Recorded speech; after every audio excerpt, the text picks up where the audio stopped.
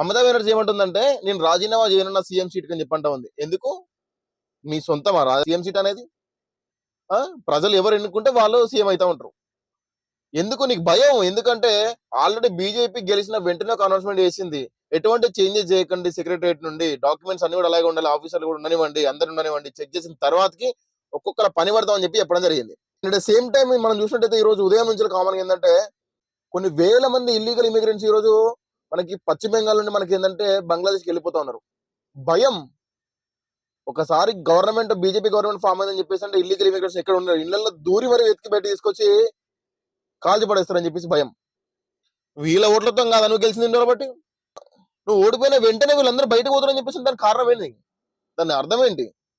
వేల మంది దేశం నిలబెట్టి వెళ్ళిపోతారని చెప్పేసి అంటే నువ్వు ఎన్ని అక్రమాలు చేసి ఉండాలి, ఎన్ని మోసాలు చేసి ఉండాలి, ఎంతమంది హిందువుల మీద నువ్వు దాడి చేసి ఉండాలి.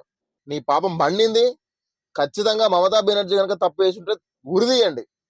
ఇన్ని వేల మందిని శత్రు దేశాల్లో ఉన్నటువంటి ఒక వేల మంది జనాలను తీసుకొచ్చి నీ రాష్ట్రంలో పెట్టుకొని వాళ్ళని చూసుకుంటూ వాళ్ళ ఓట్లతో గెలుచుకుంటూ నువ్వు భారతదేశం గడ్డమైనటువంటి ఫుడ్ తినుకుంటా, నీళ్లు తాక్కుంటా, గాలి పీల్చుకుంటా పక్క దేశపు శత్రు మూకలను తీసుకొచ్చి నీ ఓట్ల కోసం చెప్పేసి లోపల పెట్టుకున్నా అని చెప్పేసి అంటే నీ అంత నీచురాలు ఎవరుండరు. కొన్ని వేల మంది ఈరోజు పశ్చిమ బెంగాల్ వదిలిపెట్టి బంగ్లాదేశ్ వెళ్ళిపోతా ఉన్నారు.